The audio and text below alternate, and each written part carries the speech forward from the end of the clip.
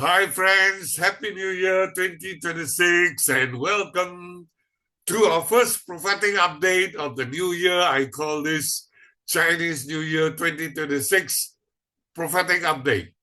And today we are examining one of the most significant geopolitical shifts in the Middle East since the collapse of the Ottoman Empire in 1920 after the First World War. Turkey today has risen to become a regional dominant power precisely at the moment when Israel is facing huge security risks from threatening nations like Iran and Yemen, and a huge anti-Israel sentiment across the world. Now, this analysis is all about geo-economic realities, strategic military facts, and what happens when a nation of 88 million people, Turkey, that straddles across 3 continents, Asia, Europe, and Africa. That nation has now refused to play a secondary role in the geopolitics of the region. It claims to be the leader of the power play in the region, not just in politics, but it has also claimed to be the leader of the Islamic faith across the entire Muslim world. And I call this session today the Ottoman Rising, a new empire is rising from the ashes of the old Ottoman Empire. Let's go back into history, look at the old Ottoman Empire, that stretches across the entire Middle East and North Africa, into the Balkans, into Eastern Europe itself. From the 14th century right up to World War I itself. This is a Turkish dynasty centered in central Turkey after having taken over the Islamic center in Mecca, in Medina, that moved on to Damascus and then Baghdad and then Halab and finally into Istanbul in Turkey today. A huge Turkish dynasty that ruled all these vast territories from the 14th to the 20th century. At its height of power at 1683, the Ottoman Empire stretches right from Vienna, right here, at the border of Western Europe, right into the Balkans, into the Anatolian Plateau itself, modern Turkey, right into the Middle East, where the center of Islamic power under the Rashidun and Abbasid Caliphate. Abbasid Caliphate has now fragmented, and this Turkish Ottoman Empire has taken over as the political Turkish power now. Whereas the old Islamic power, the Arabic Islamic power, had been centered on Medina, Damascus, Baghdad, Nahab in northern Iraq, it has now moved to Istanbul here, Constantinople. That empire stretched all the way westwards into North Africa itself, right into the Arabian Peninsula, including Israel. All that was governed by the Ottoman Empire, whose base is in Turkey.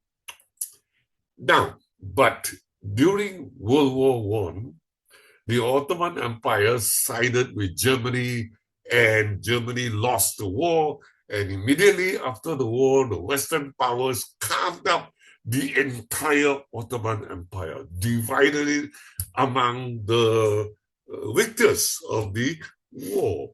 So the entire Middle East was carved up, and you find that all these pink areas, Egypt, the Middle East here, the Hijaz, Saudi Arabia, including what is Palestine, Jordan today, Israel, all all that, including Iraq, all that belonged to the British mandate.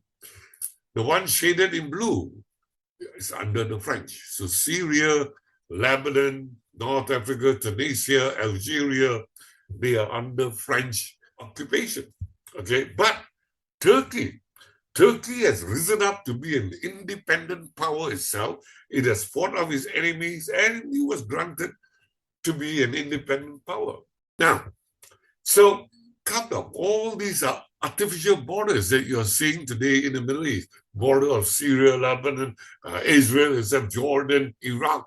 All these are borders that have been straight line cut off during the Treaty of Sevres in 1920. And the whole of Europe that used to belong to Ottoman Empire, right up to Austria, remember, Vienna, all that was also cut off by also a separate treaty, Treaty of Versailles and so on.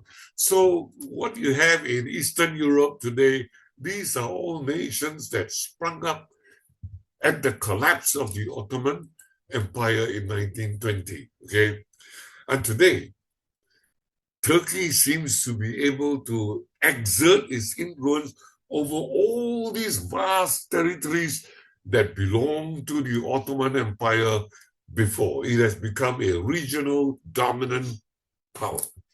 Right? Just when Israel, as I mentioned, is now confronting so much security problem. Now, since 1920, Kemal Atatürk died in 1938. He has brought in secular Western form of government into Turkey itself. After he passed away in 1938, Turkey continued to be a multi-party democracy. During World War II, Turkey stayed out of the war, and because of its neutrality and its friendship with Europe and the Western powers, Turkey was granted membership into NATO, one of the earlier members of NATO in 1952 after the Second World War. And the military wanted to maintain the secular nature of governance in Turkey. There were many military coups that tried to quell all this rise of Islamic fundamentalism, just to protect secularism and to ensure that economy is stable and to have internal cohesion into the country, especially in 1984 when the Kurdish people rebelled in eastern Turkey, wanted their own empire there. We'll have another session on this, the Kurdish conflict there.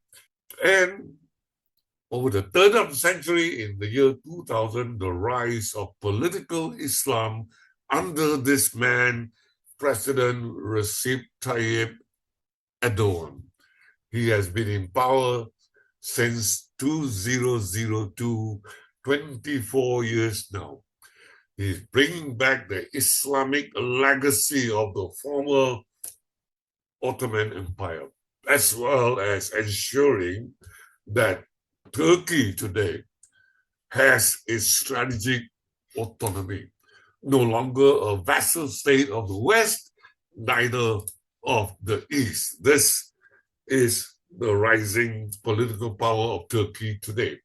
Now, this transformation, we want to study how did Turkey transform itself from a reliable NATO ally since 1952 to suddenly today becoming a regional dominant independent power.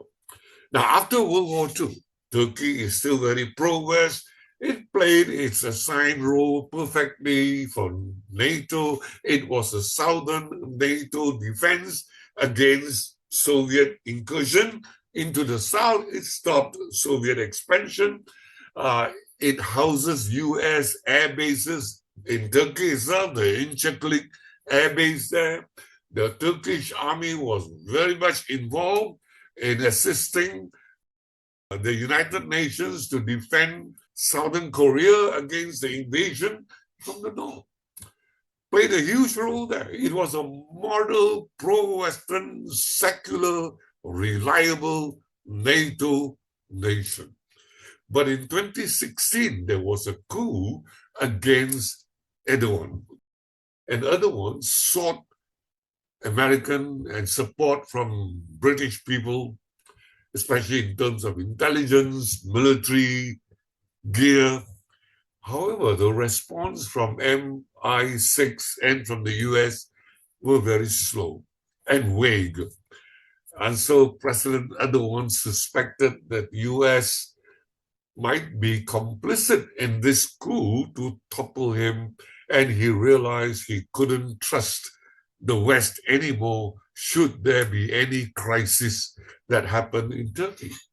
So President Erdogan sought to become more independent and signed a deal to buy from Russia the S-400 air defense systems in 2017.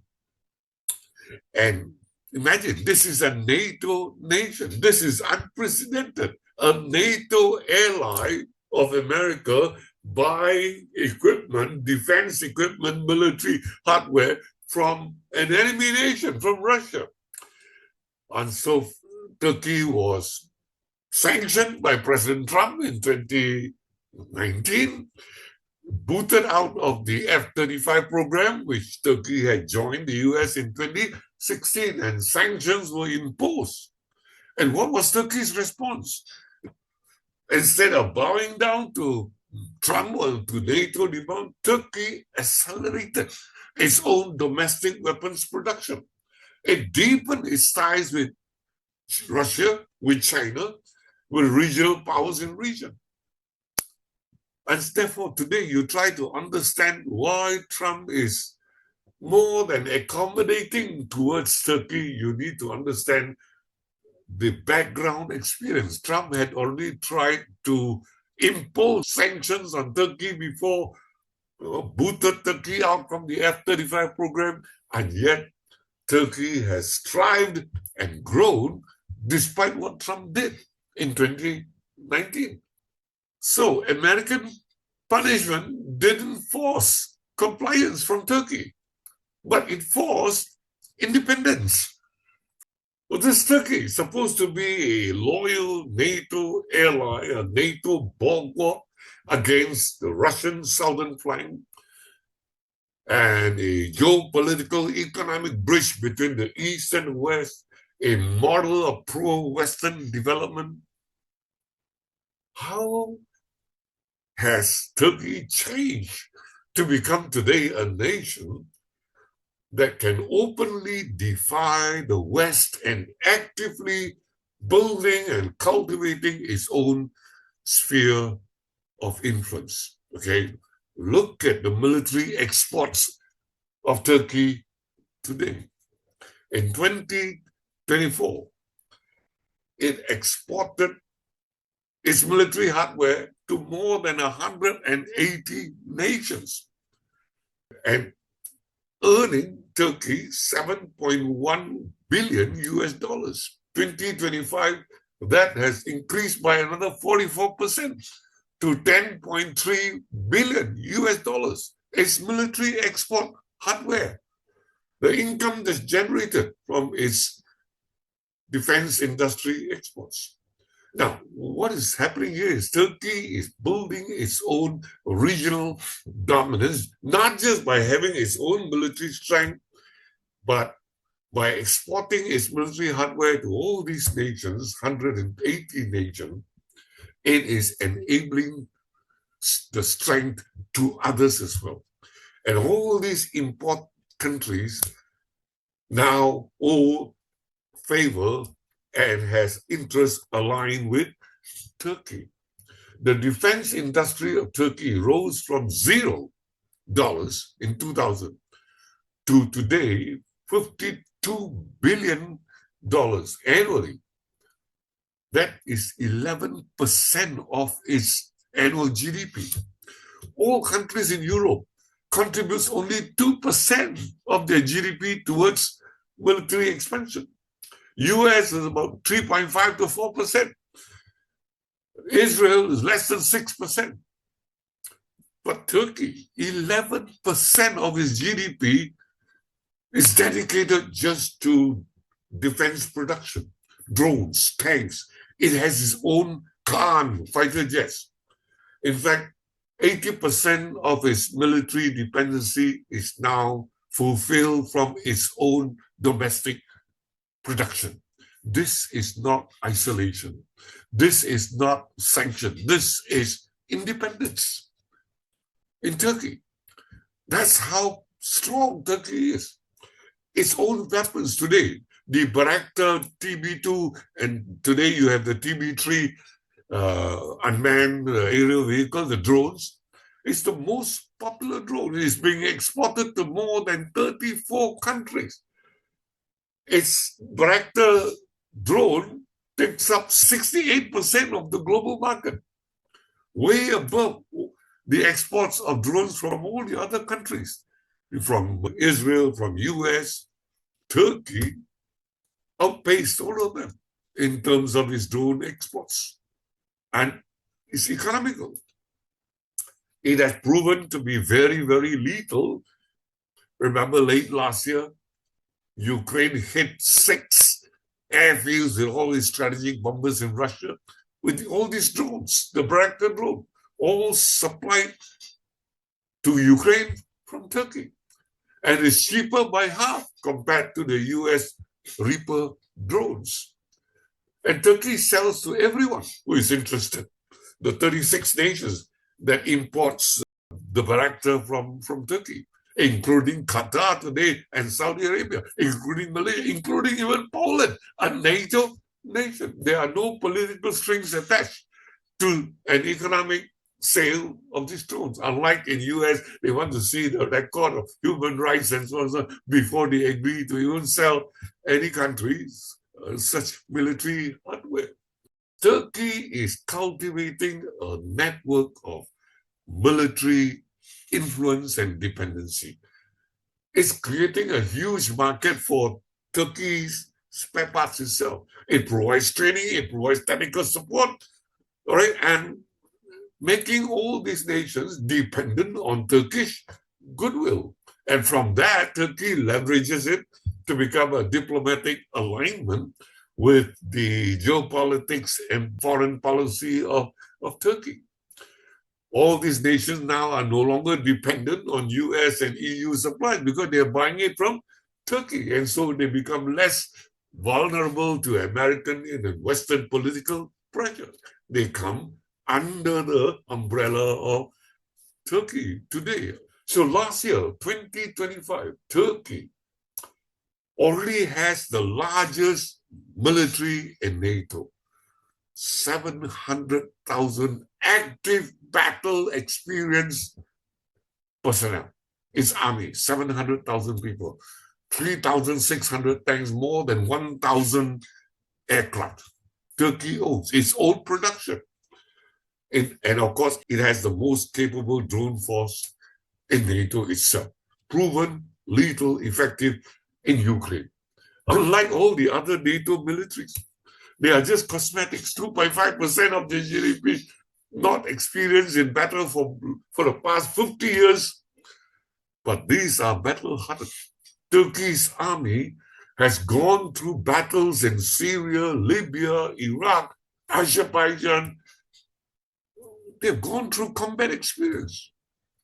Right now, even today in the Eastern Mediterranean and Central Asia, they have been stationed all across this region. Turkey is exerting its military influence all across this region. Now, compare the military hardware of Turkey with that of Israel and with that of Iran. And you'll find that in almost every field of ordnance, Turkey outstretches both Iran and Israel. And even combining both Iran and Israel, Turkey is still ahead in terms of its tank technology, in terms of total aircraft, okay, in terms of attack helicopters, even in terms of shipping. Turkey has its own aircraft carrier. Israel has only patrol boats. Turkey has 14 submarines. Israel has only 6. Okay, Turkey is building its amphibious assault ships in Malacca itself today. Has already set up operations there. So just some comparisons here. I mean, in terms of growth, economic growth here, this is from Bloomberg. You notice in the first quarter of 2024, Turkey, the blue color here, okay, has outpaced even China in 2024 first quarter GDP growth itself. That's how fast Turkey is expanding. And people don't realize that. So I want to look at how has Turkey emerged in terms of its support, in terms of its military adventure with all the nations around Israel today. Firstly, you all know what happened in Syria.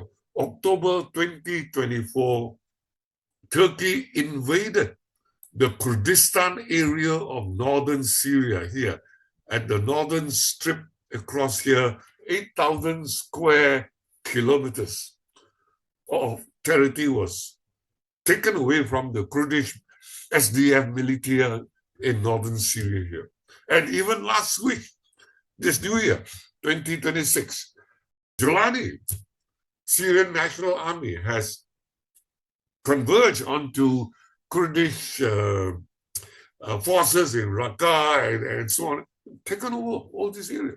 The Kurdish area here, this orange area here, now has shrunk to just one little corner in northern Syria itself. And Jolani, the president of Turkey, is under the tutelage of President Erdogan in Turkey itself. So all these areas now that have been occupied by Turkey, Turkey has established government structures there. Turkish lira currency is being used there. Turkish language is being taught in all these Syrian schools. It has physically invaded into Syria. 2024, before the fall of Assad regime. This is just a demonstration that we can act unilaterally and we can ignore whatever concerns that the US and the EU and NATO may have. Turkey is free to pursue its own strategic interests, regardless of what the West is saying. That's the power of Turkey today. And you know, that's October. In December, Turkey sent Jolani to take over the entire nation of Syria, the collapse of the Assad regime. He just did it. Send Jolani down, take over Damascus. And what's the world's response? No one condemned this invasion. There has been no sanction on Turkey, neither Syria. No action is taken. No military pressure applied. Turkey controls Jolani, Ahmad Shara. And so Turkey today is in Syria to stay there, right north of Israel. It has become a border nation at the Golan Heights with Israel. And the world just adapted to this new reality. In fact, they welcome al-Shara as the greatest statesman. President Trump called him. But Israel realized that Turkey is now at its own northern border at the Golan Heights. It's a severe threat to the security of Israel itself. Now, let's look at Libya in North Africa. Now, 2019, 2020, since the fall of Gaddafi, Libya has been under civil war, tribal warfare everywhere.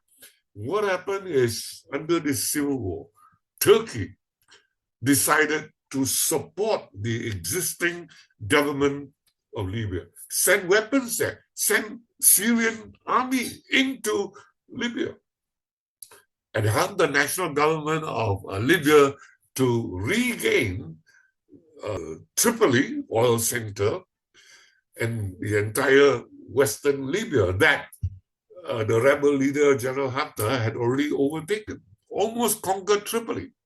And General Haftar from eastern Libya is supported by UAE, by Egypt, by EU, and by Russia.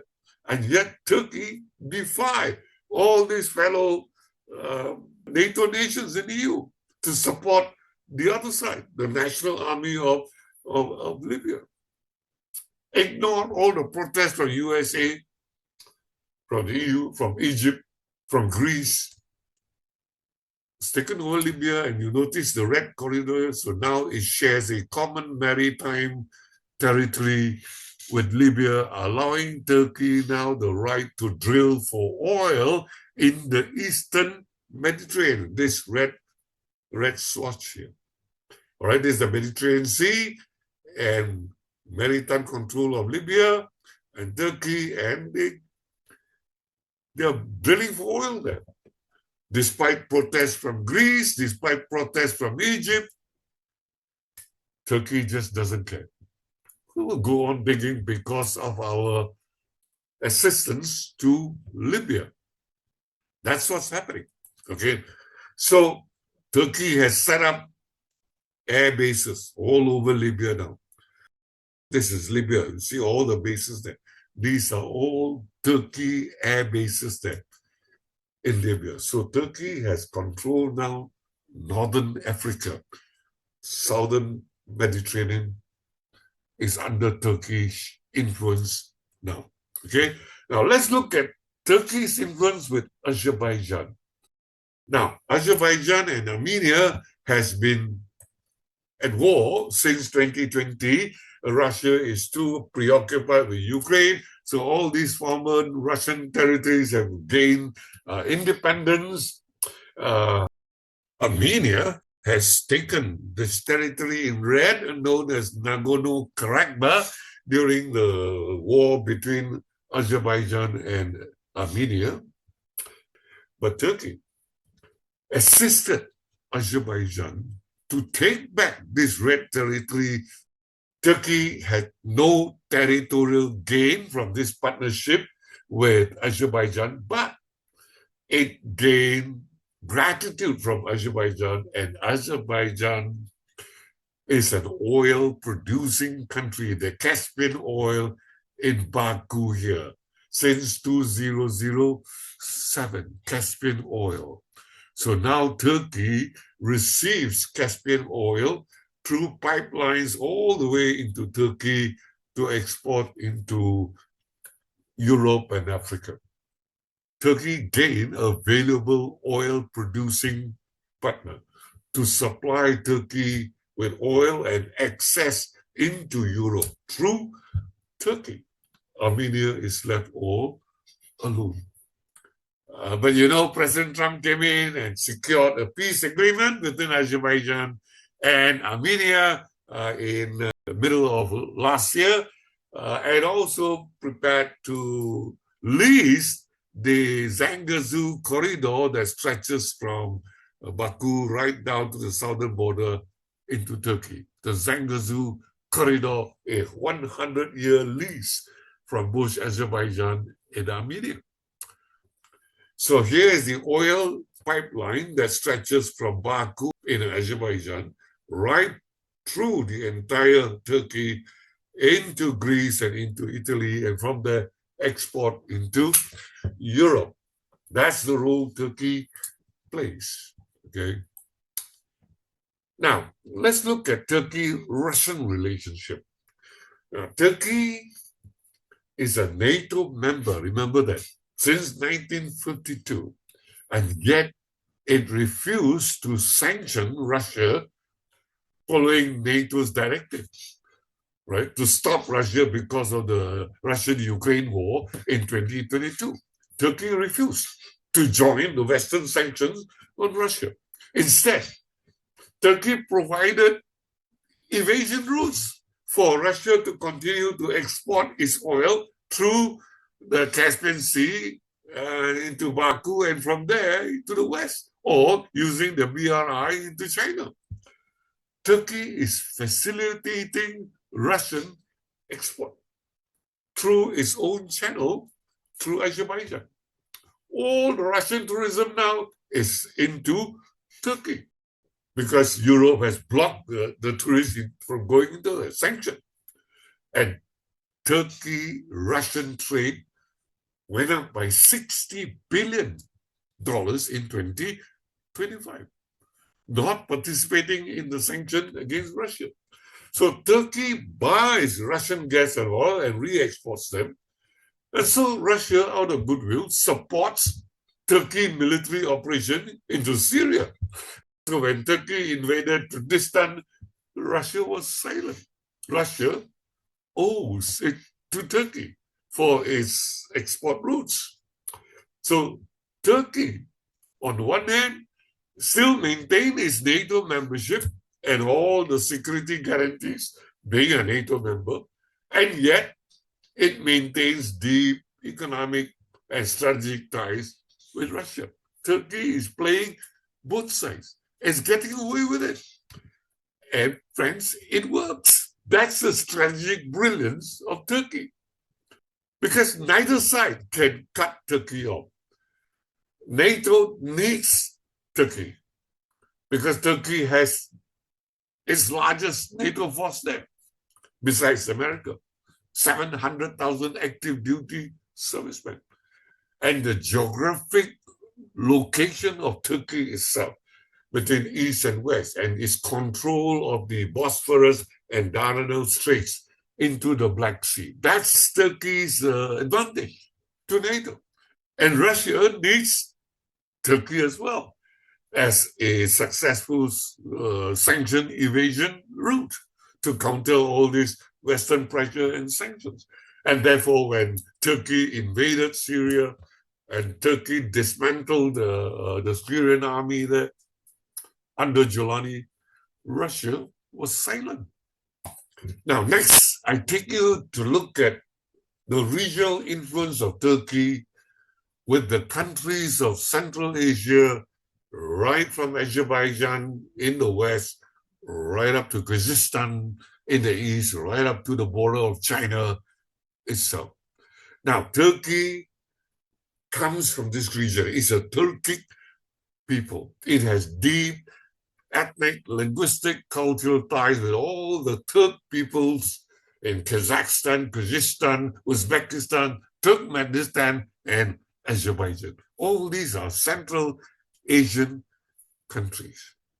And in 2024, Turkey organized this Organization of Turkic States Summit to boost economic ties among all these nations together with Turkey to ensure that there is trade, infrastructure development, and strategic partnerships and educational integration.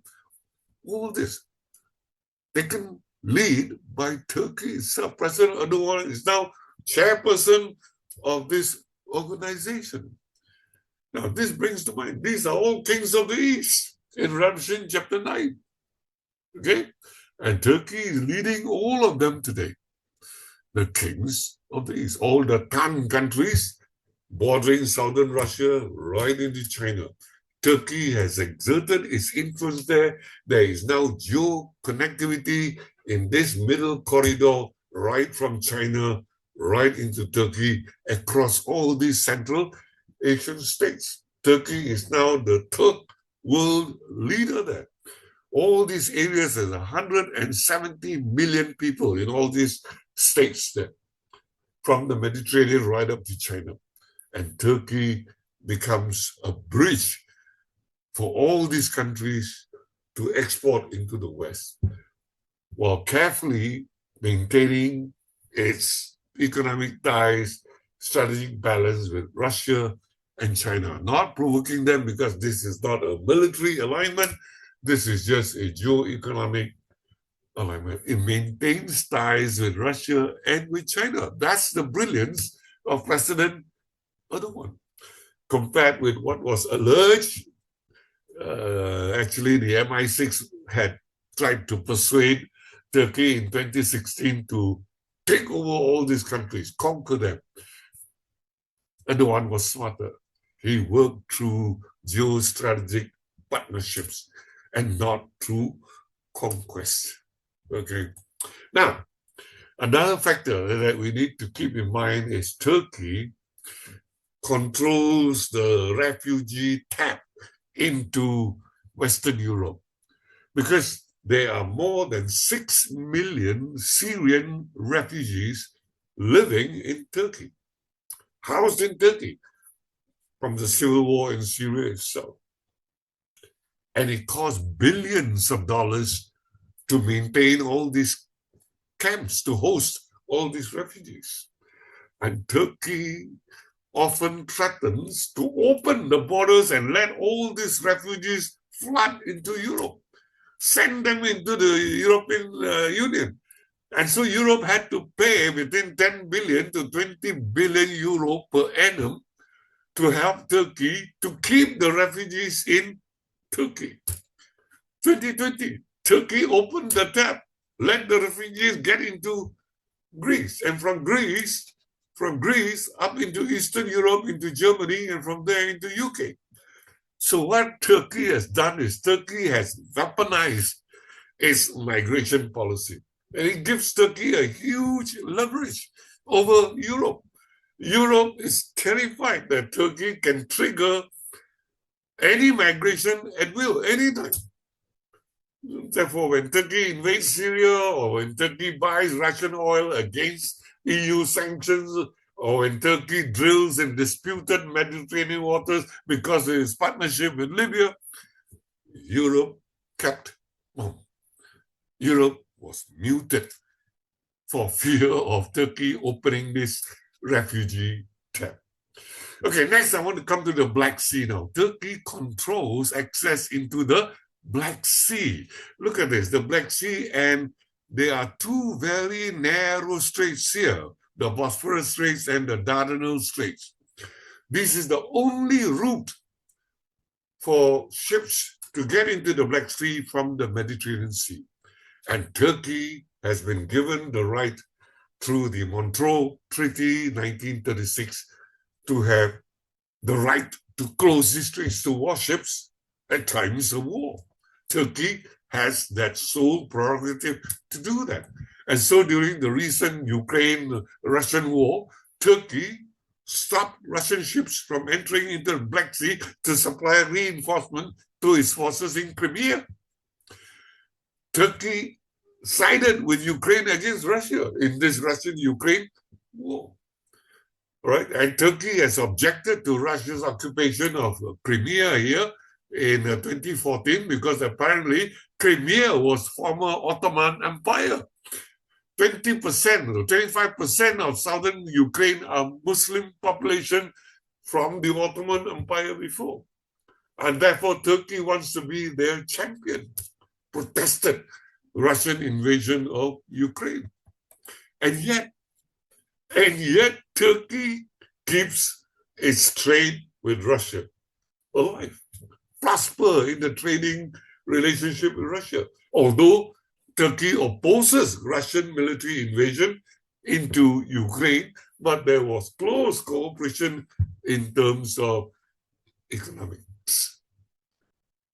Only Turkey can manage this because both Russia and NATO need Turkey more. That's the strategic thinking and the brilliance of President Erdogan here. The West can do nothing to stop Turkey's rise. President Trump tried to do it in 2020, failed. Okay? Because if you oust Turkey from NATO, you push Turkey into Russian, Chinese arms. Turkey has good relationship with them.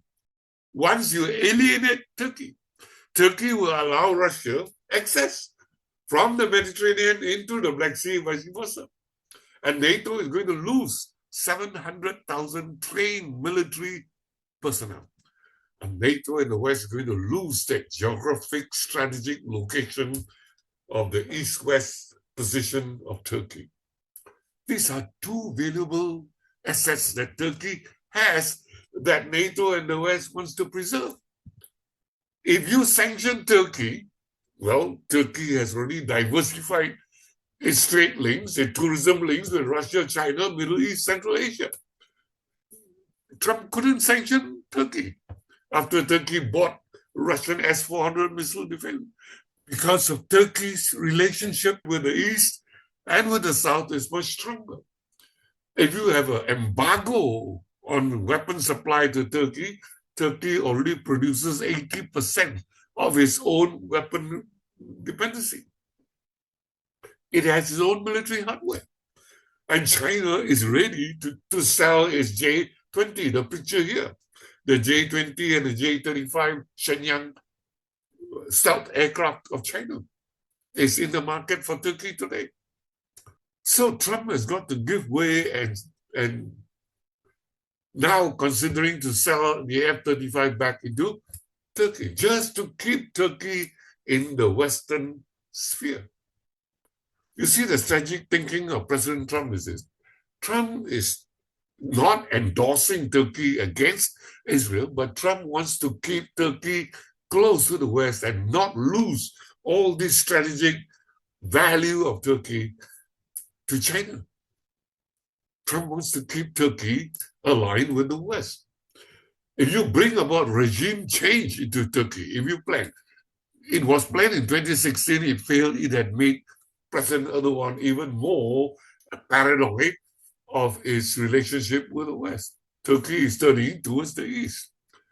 You see, Turkey is already too independent, too strategic to kowtow to the West. It acts on its own, and the West has no control over Turkey. And President Trump is learning this. And so you see, lately he's insisting, I told you to watch out, December 29 meeting.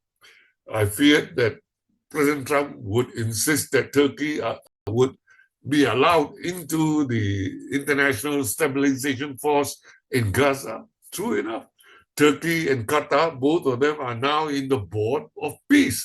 Not just member, but founding member of the Board of Peace. Much to the horror and the agitation of Israel. What could Israel do? Okay, Trump knows all these facts.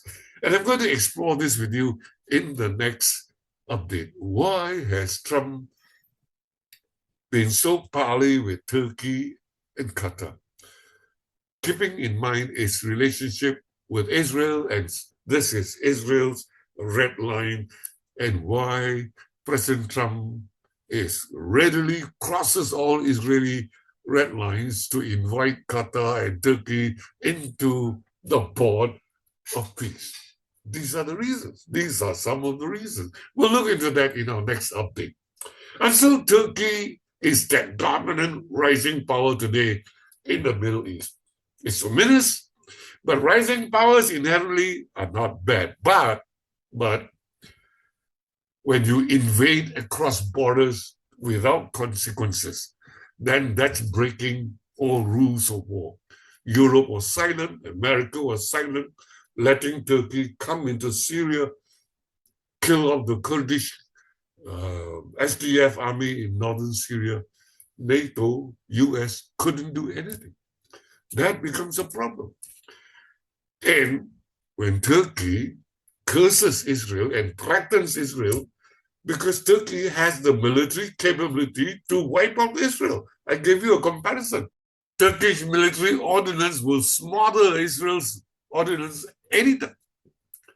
And therefore, when you can defy Israel successfully, the concern is this. Other Middle Eastern nations are watching, and they will try to defy Israel as well.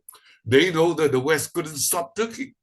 So when Qatar, Saudi Arabia, when Hamas, when Egypt see that Turkey is independent to do what it likes, then all these other countries will seek to do the same. They are now realizing that defiance can be cost-free without any punishment if you are powerful enough, like Turkey. If you can exhibit that kind of power and leverage that Turkey has. They are learning fast from Turkey. When rules and partnerships in war no longer apply. That's the main concern that Israel has.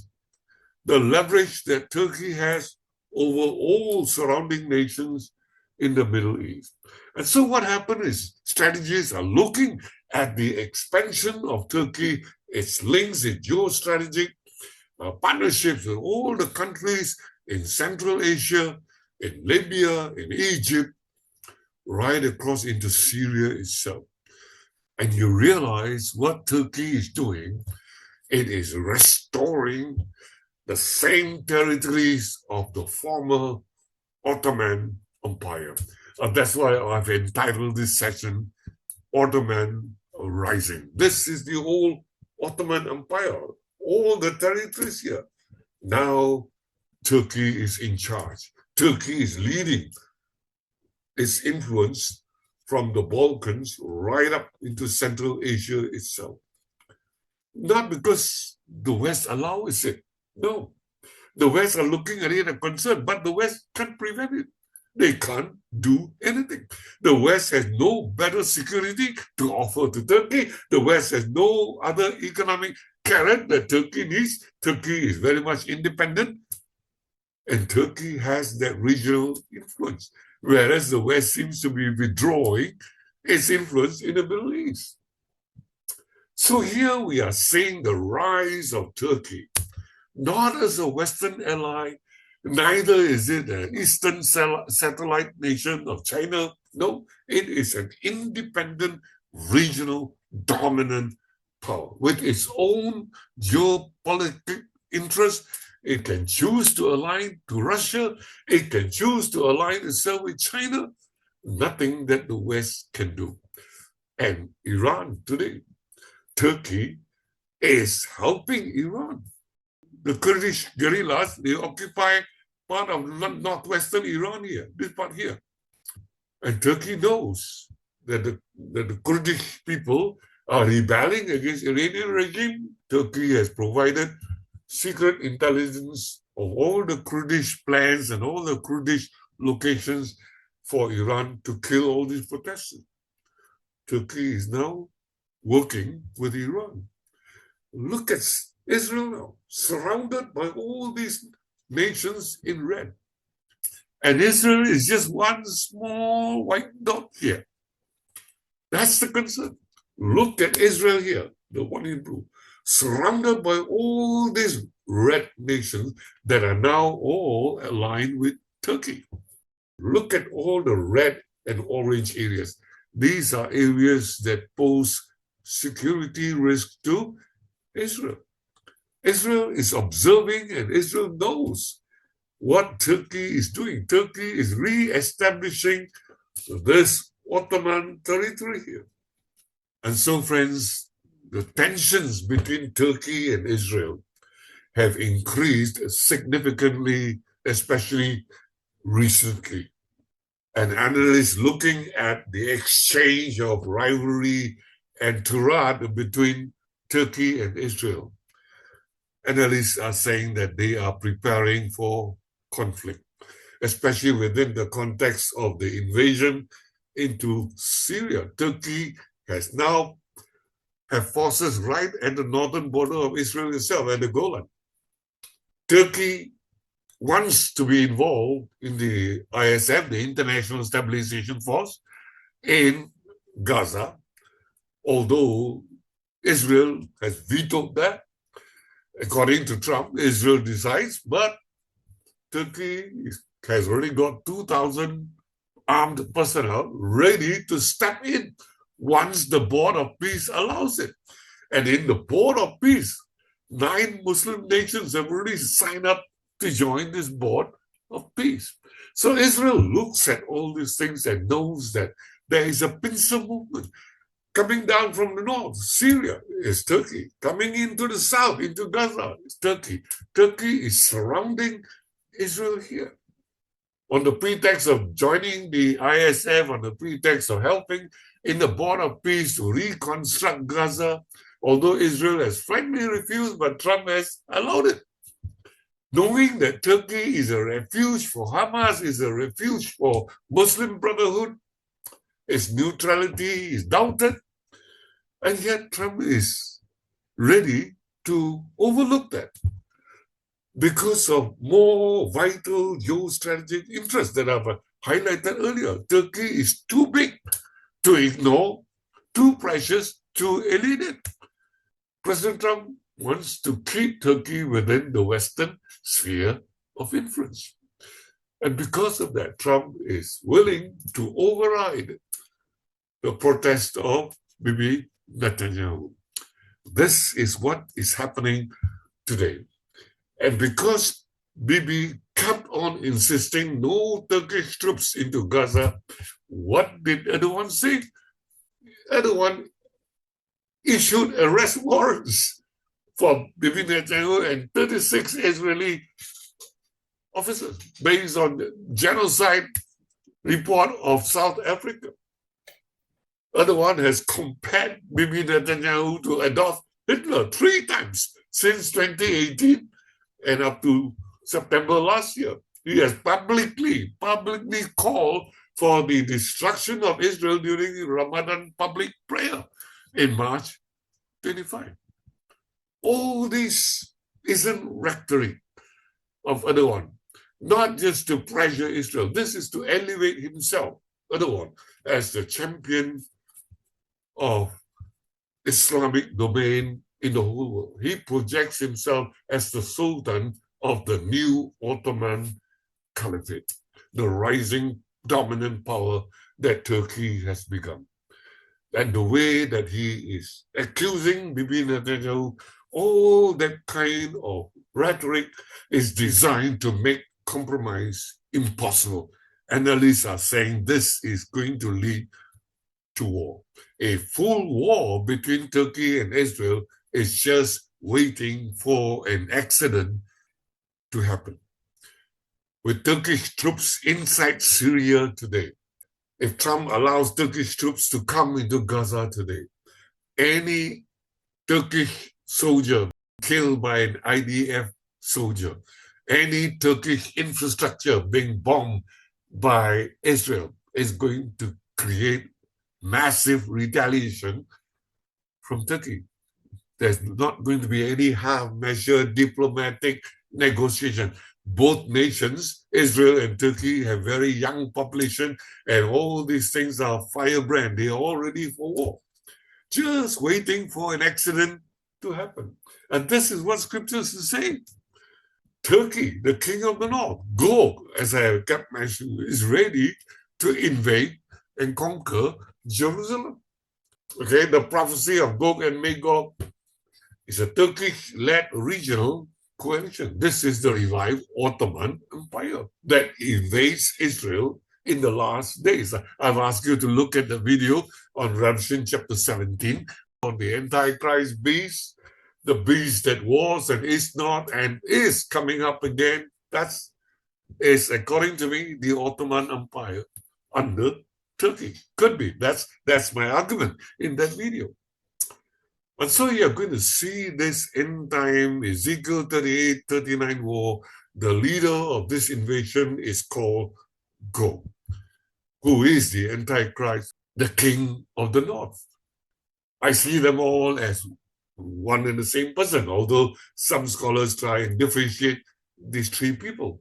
Because Numbers chapter 24, verse 7, Balaam's prophecy. Balaam said this, Jacob's seed will have water aplenty.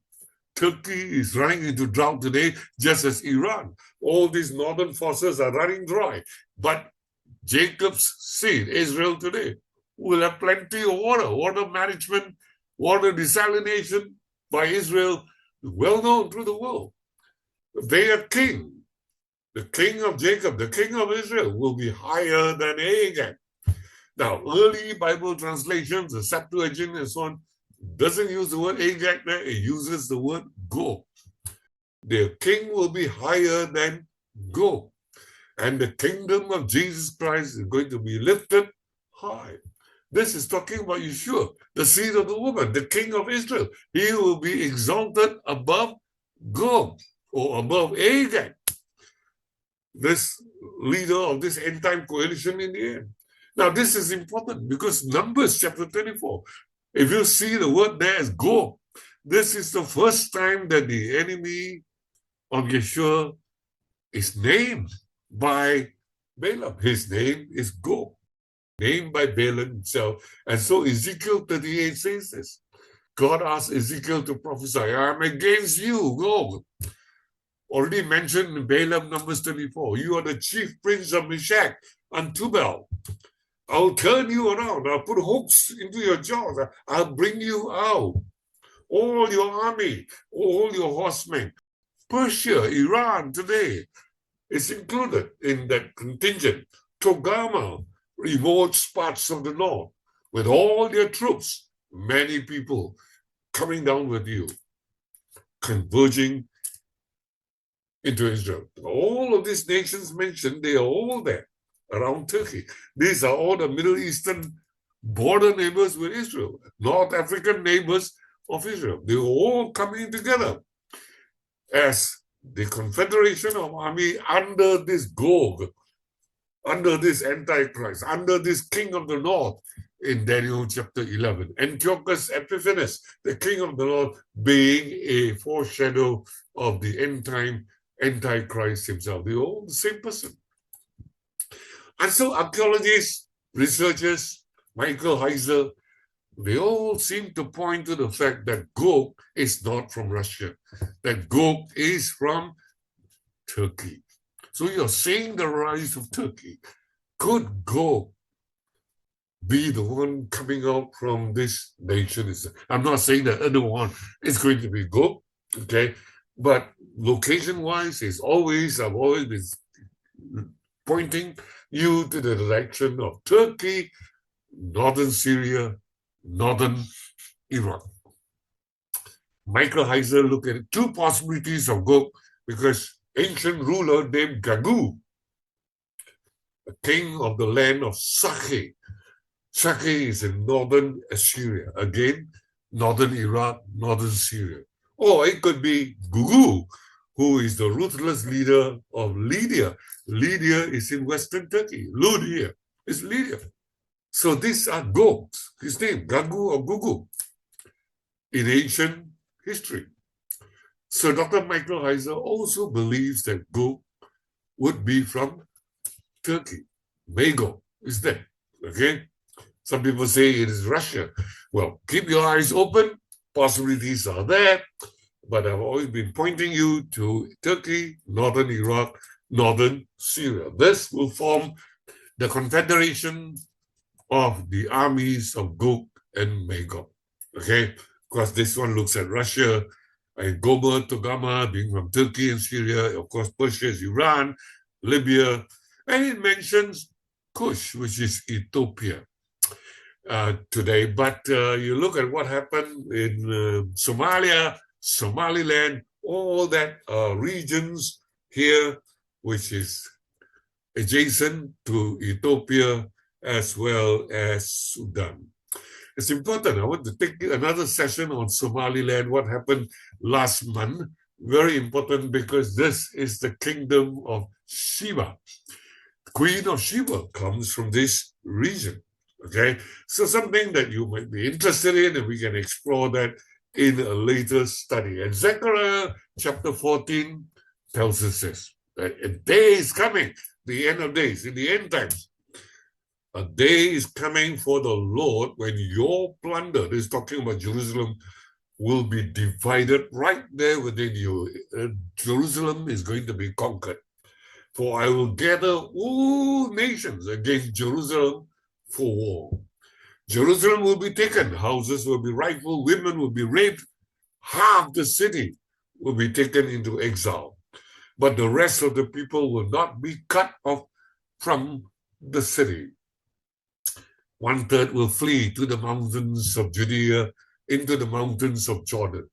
And then Adonai, the Lord, Yeshua, he returns. He will go out and fight those nations. And on that day, his feet will stand on the Mount of Olives.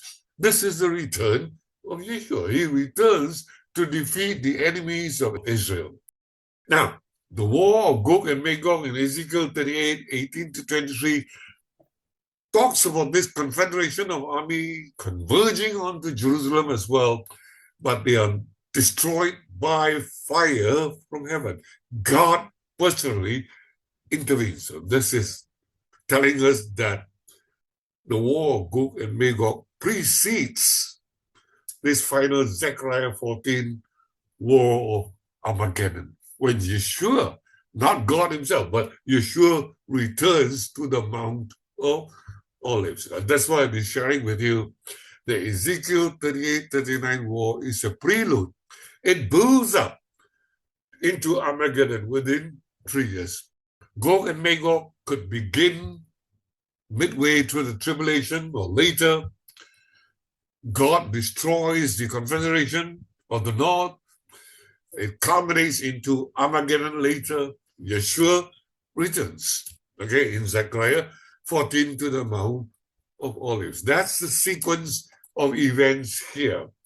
And it is a combination of what transpired in Daniel 11. Daniel 11 gives us the historical foreshadow, but it speaks of this massive coalition of nations led by Turkey. Again, I go to Turkey again, all right? The Seleucid Empire, Turkey, Syria, Iraq, same thing.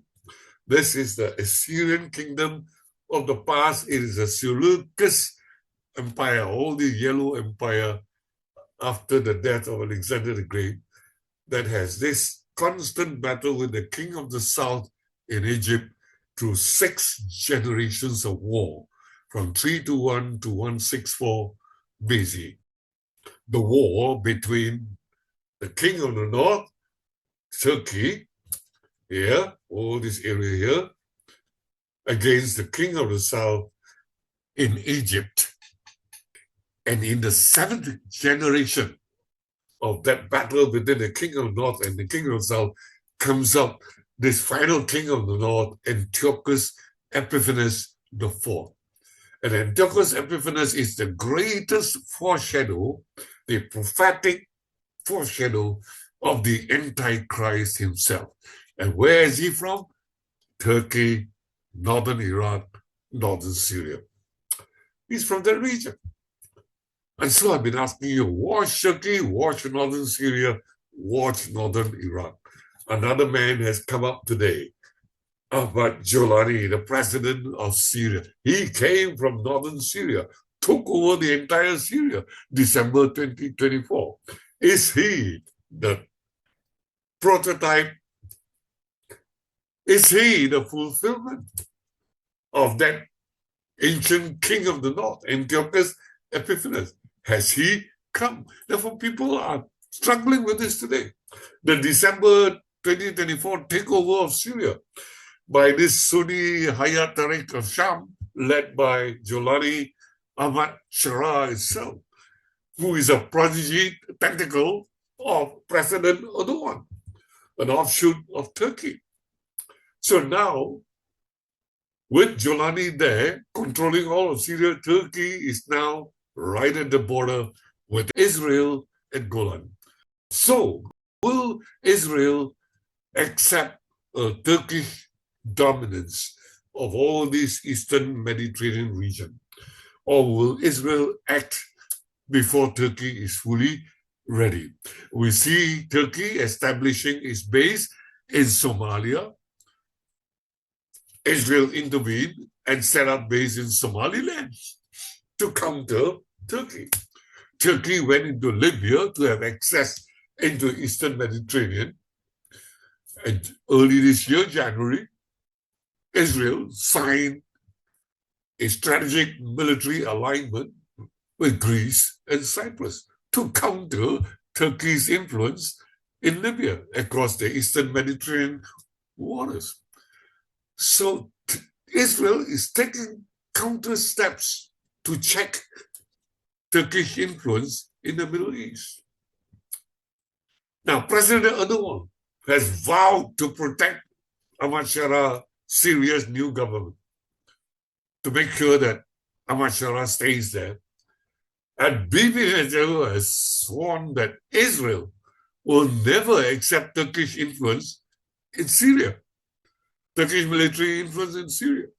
And therefore, Ahmad Shara reported that Israel has conducted more than 1,000 airstrikes, 400 ground incursions into Syria, right up to Damascus in 2025 to prevent Turkish expansion into Syria. This can easily lead to direct war between Turkey and Israel. You see that? Waiting for an accident to happen, just as I mentioned. But the entire paradox is this. While there is military confrontation right now between Turkey and Israel in Syria itself, yet trade continues between Erdogan and Bibi Netanyahu. There is still healthy trading links between Israel and Turkey. And historical antecedents has always shown that these are signs of the coming war. It happened in First World War, it happened in the Second World War. And while all these things are going on in the Middle East, President Trump is working ahead with his Abrahamic Accords too. As I mentioned this to you previously, all these people are getting together to ensure that there is peace in Gaza as well as the Middle East. There is already an existing peace agreement between Jordan and Egypt with Israel. These three people there.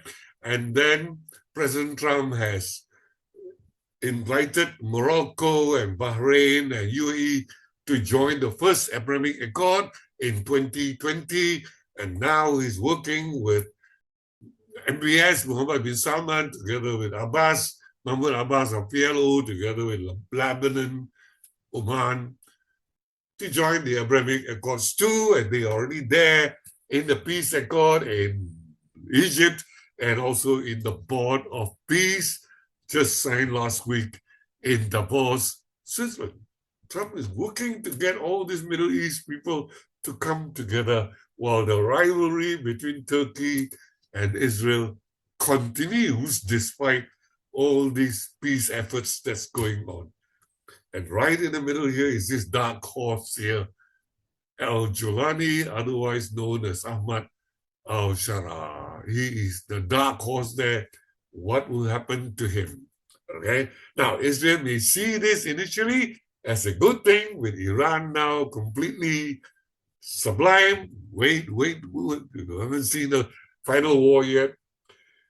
But I think Israel is beginning to realize that instead of Iran, now they realize that there is another enemy to the far north itself, which is Turkey itself.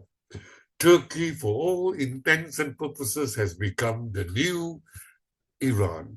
And could Jolani, the point man of President Erdogan, be that false man of peace whom President Trump is trying to cajole into this Abrahamic Accords too? Will he be that man of lawlessness in 2 Thessalonians chapter 2? Scriptures warn us that all these people who are working towards this premature peace, when they all declare peace, as you are hearing almost every other week today, since the ceasefire in Gaza, since October 2025, Trump's 20-point plan and the peace accord signed in Egypt, Sharm el-Sheikh, with what happened in Davos last week, everyone is saying peace. 1 Thessalonians chapter 5 verse 3 says, sudden invasion comes. Okay, so here you have the peace in the Middle East signed in October last year in Sharm el-Sheikh in Egypt. And here last week is the Board of Peace signed in Davos, Switzerland during the World Economic Forum with some 20 countries there. Everyone is crying peace, peace. 1 Thessalonians chapter 5 warned us, be careful, sudden invasion comes. I bring you to the last slide now. In Daniel 11:25, Daniel talks about the Antichrist coming as a fake man of peace. Who is this guy? Is he Jolani? I've explored that with you before. That's exactly what he is promising. Acknowledge me as the ruler of Syria. I will bring peace to all the various tribes in Syria. And yet That peace has been broken. He has massacred the Alawites in northwest Syria. He has massacred the Druze in South Syria until President Bibi went in to rescue the Druze community there in Sueda. And now he's massacring the Kurds in northeast Syria. This is not the man of peace. This is massacre there. And Prime Minister Bibi Netanyahu in United Nations September 24th General Assembly, he brought up these two posters here, the blessing and the curse. This is Genesis chapter 12. He who blesses Israel will be blessed. He who curses Israel will be cursed. Genesis chapter 12. It is also Daniel 11 that talks about the king of the south. He talks about this trade route between India to Europe, cutting across the king of the south. This is the southern trading route that President Trump is trying to build together with MBS in Saudi Arabia. And he's pointing to the curse there. Those that object to Israel's existence, the axis of resistance, head of the octopus was Iran itself, with all its tentacles in Iraq, Syria, Hezbollah in Lebanon, and Hamas in Gaza, and Yemen down south. It's all funded by Iran. That was in 2024, September. But now I think Bibi is going to put up another poster. Iran will probably not be there anymore. The real king of the north is no longer Iran, but will it be Turkey, the rising dominant power in the Middle East today? Prime Minister Bibi is now realizing possibly could not be Iran. It has now come up. The new Iran is actually Turkey. So we'll wait, we'll watch, we'll pray and see where developments happen. What's going to happen between Turkey and Israel and President Trump? Watch out for our next episode on a bird in the hand and two birds in the bush. We'll continue the story in the next update after Chinese New Year. Praise God, hallelujah. God bless you and have a happy Chinese New Year break. Amen.